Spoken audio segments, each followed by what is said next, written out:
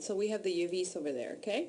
Let's close everything, go back to our character and the viewport tools that we're going to paint on now. These tools work pretty much like Photoshop, so if you're familiar with Photoshop tools, you're going to see some resemblances. I'm going to start by flooding my my character with the base color, okay, and the color you choose is right here.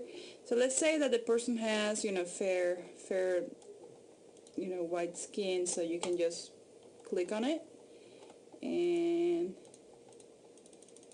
let me stop the video capture software for a moment. Okay, it was not, I thought I was having a problem with the capture software, but on the opacity, let's make that 100%. That's what we're working with, opacity next. So I'm going to show you that. So with the paint bucket selected, opacity to 100, choose your color over here, whatever base color you want to use, and click on the character. Okay. When you do that, you're going to notice that it pretty much gets an even tone, just like the same color that the primitive comes with, right? Like kind of like a fair, light white skin tone on the collar, but it's very even. If you look at it, it's kind of very even. So let me show you how to use some of the tools here so that you get creative with the painting process. Okay.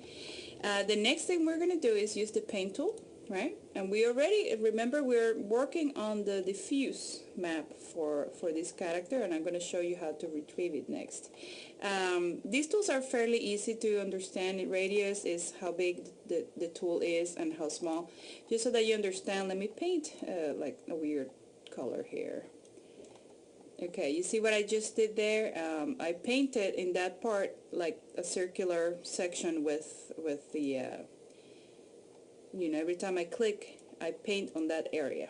Okay, let me undo that.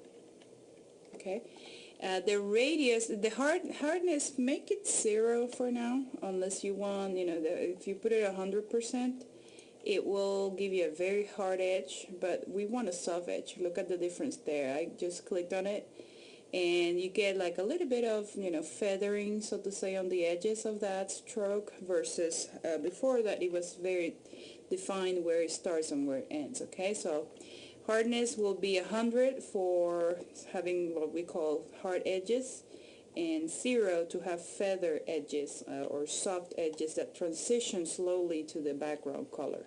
Okay, for opacity, let's put it very low. Let's make it I don't know, 10. And what I'm going to do is I'm going to select a darker tone for this for the same skin base color I have. I don't know if you notice it. Let me make it a little bit more noticeable here. Okay, it's kind of there, but if you notice, it's a little bit darker. And I'm going to make the radius, let's try 30. Let's see how that looks. Okay, so let me show you what you can do here. You can highlight some areas, you know, with darker tones, and you know, to maybe, you know, create that illusion of the six-pack, or, you know, do this kind of, you know, the sunken in areas, to highlight them darker. I think the color that I have is a little bit dark. Should have kept the lighter color, but let's go for it again. And, well, there you go.